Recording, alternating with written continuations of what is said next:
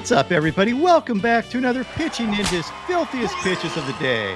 I am Pitching Ninja, and I'm here with a computer-frustrated Will Leahey. What's up, Will? You're not a member of the Geek Squad, are you? I'm not, Ninja. But speaking of frustration, Yariel Rodriguez was pretty frustrated by his start yesterday. But he wasn't as frustrated as James McCann, who took 95 to the face. Now, this is one of the more gruesome hit-by pitches we've seen in a while, Ninja. But McCann is a legend, and he finished this game strong. Ninja, what impressed you most about James McCann yesterday? Dude, if I got hit by 95 miles an hour straight in my nose, I wouldn't be here. I wouldn't have been typing all day yesterday. Certainly would not be playing a full 9 innings behind the plate. Tyler Wells, one of the pitchers on the Orioles, said, I'd go to war with this guy, but I think I'd be completely useless because he would just destroy everybody by himself. And also pointed out that the reason he stayed in the game here is because it was a doubleheader and he didn't want Rutschman to catch 2 complete games. Legend. What a ridiculous legend this is. He also got a hit after this. Yeah, like I am speechless about it. Zach Eflin stopped his press conference and talked about this. It fires up pitchers. It fires up fans. It fired me up watching this. Huge hat tip and Pitching Ninja round of applause for James McCann. Catchers, they're just built different. Now under the whip around the league, the Orioles outflew the Blue Jays 11-5. Zach Eflin had 7 Ks in 6 innings, giving up 10 hits and 3 runs. He had these sinkers and cutters. Faced Yariel Rodriguez, who, as Will mentioned, had a little bit of command issue. He only pitched 2/3 of an inning, gave up 4 walks, 3 earned runs, had a K on this slider, but other than that, kind of sucked. You tend to get pulled early when you hit a guy in the eyes. The Australian beach babe, Tanner Bybee.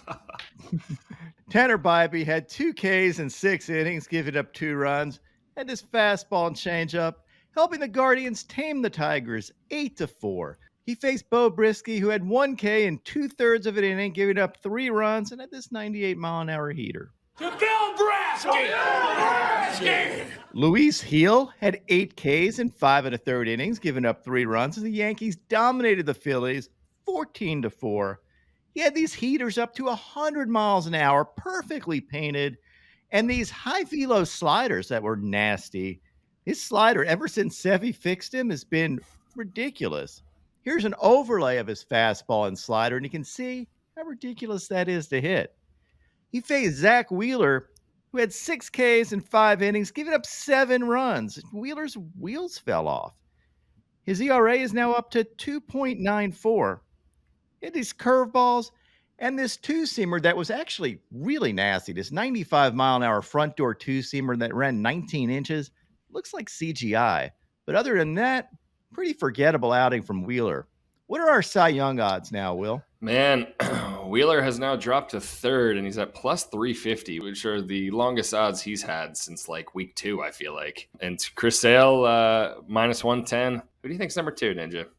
That would be the man, Paul Skenes. Plus 195 at this point. He's got a real shot. We will get to him in a bit. We're jumping the gun here. The Blue Jays won the nightcap of the doubleheader, 8-4. Bowden Francis had 2 Ks in 5 2/3 innings, giving up 3 runs. He had these fastballs. He faced Cade Povich, who had 1 K in 4 1/3 innings, giving up 3 earned runs, and had this changeup. Carson Spires had 4 Ks in 5 scoreless innings, giving up only 1 hit. He had this sweeper and changeups. So the Reds beat the Cubs 7-1. He faced Jamison Tyone, who had 4 Ks in 4 1/3 innings, giving up 6 runs, and had this curveball and sweeper. Jose Quintana had 5 Ks in 6 innings, giving up 1 run. He had these curveballs and sweeper. So the Mets killed the Twins 15-2. He faced Simeon Woods Richardson, who had 2 Ks in 3 1/3 innings, giving up 6 runs, and had this fastball and sweeper. The Brewers bottled the Braves 8-3. Colin Ray had 6 Ks in 5 1/3 innings and had these sweepers. He faced Grant Holmes, who was really good with 8 strikeouts in 5 innings, giving up only 1 run. His first 6 outs of this game were all strikeouts. He had this slider for a sword and this curveball. Alec Marsh had 3 Ks in 4 2/3 innings, giving up 2 runs. This paintish backdoor two-seamer, really nothing special. And the Royals beat the White Sox 8-5 because they were playing the White Sox, and the White Sox can't win. That's 15 in a row for the Sox. Nice guys. But who's counting? He faced Chris the Snake Flexen, who had 2 Ks in 6 innings, giving up 2 runs. Really should have gotten the win here just for pitching for the White Sox. I am giving as many consolation prizes as I can to White Sox pitchers because this is fucking brutal. Kopech on the move. Good for him. Absolutely. Flexen had this changeup and elevated cutter. Nathan Eovaldi had 2 Ks in 6 innings, giving up 3 runs, and had these splitters as the Rangers shot down the Cardinals 6-3. Faced Andre Palante, who had 5 Ks in 5 innings, giving up 3 runs, and had this painted slider and this slider for a sword. Mitchell Parker had 3 Ks in 5 innings, giving up 2 runs. He had this painted fastball and curveball for a sword. He faced Jordan Montgomery, who had 1 K in 4 innings, giving up 6 runs. His ERA now 6.51. He's a curveball from a home plate view, but really not a strong outing from Montgomery. Despite Montgomery's start, the D-backs still won 9-8. Yeah, and the D-backs are actually in the wild card hunt here after a miserable start to the season for the World Series hangover. But man, they could pull it out again, Ange. Yeah, I don't get it. Could have written them off. Dude, do you ever feel like every time you say D-backs, it sounds a little bit like D-bags? Yeah, I was surprised they went with I've always been surprised they went with the branding of D-backs across the chest. It's dangerously close. Yeah. The Red Sox doubled up on the Mariners yesterday, 14-7. Nick Pivetta had 10 strikeouts in 6 2/3 innings, giving up 3 runs. He had these fastballs, cutters, and curveballs, and picked up a sword. He is the most amazing up and down pitcher I think there is in baseball. Like, even in the same game a lot of times, different games, he looks unhittable at times and then just throws in absolute stinkers. This was not an absolute stinker by Pivetta. I like watching him pitch. I love his emotion, love his stuff. He faced Logan Gilbert, who had 4 Ks in 2 2/3 innings, giving up 7 runs. He did have a couple of swords on his fastball knuckle curve. Not the best outing for Gilbert. That pretty much eliminates him in the Cy Young Award race, doesn't it here, Will? Yeah, he's down to plus 3,200. Paul Skenes had 6 Ks in 6 innings, giving up 1 earned run. He had these heaters, these sliders, and picked up a White Castle special. And also got a K on his changeup. And I think this was his only strikeout by changeup this year. He also picked up his 100th strikeout of the season this game and had this absolutely perfect pitch on a 3-2 count. You do not dot a 99-mile-an-hour fastball any better than this. Hit his target, perfect pitch, and it was bald. It was brutal. What the living hell was this?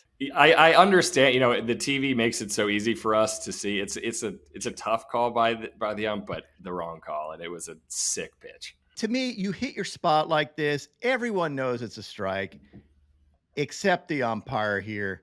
Absolutely brutal. And this runner came home to score, which was painful. It almost got Paul Skenes the loss in this game if the Pirates didn't come back and win 5-3. Just absolutely brutal call. Here's a look at all of Paul Skenes' swings and misses this game. You can see how well he just attacked the edges of the strike zone here. Skenes faced Tanner Scott, who had 4 Ks in 3 scoreless innings and had these changeups.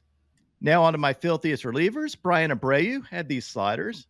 Slade Ciccone picked up 3 Ks in relief with this stuff. And Josh Spores had this painted fastball. My top 5 filthiest pitches of the day. At number 5, Zack Wheeler, despite not pitching well, had this CGI front door two-seamer. At number 4, Aroldis Chapman and his 101-mile-an-hour heaters. At number 3, Luis Heel and these sliders. At number 2, Nick Pivetta and his curveballs. And at number 1, Paul Skenes and all of his stuff, because he's Paul Skenes. And now my pitching ninja moment of zen. Brett Phillips apparently just showed up for this game. The announcers did not even know for sure that this was Brett Phillips, as you can hear here. But he looks a lot like the Brett Phillips that played in the major leagues. And then proceeded to absolutely dominate. touching 97 miles an hour with wicked braking stuff. Like, this is actually major league reliever stuff here. Does he have a second act in him?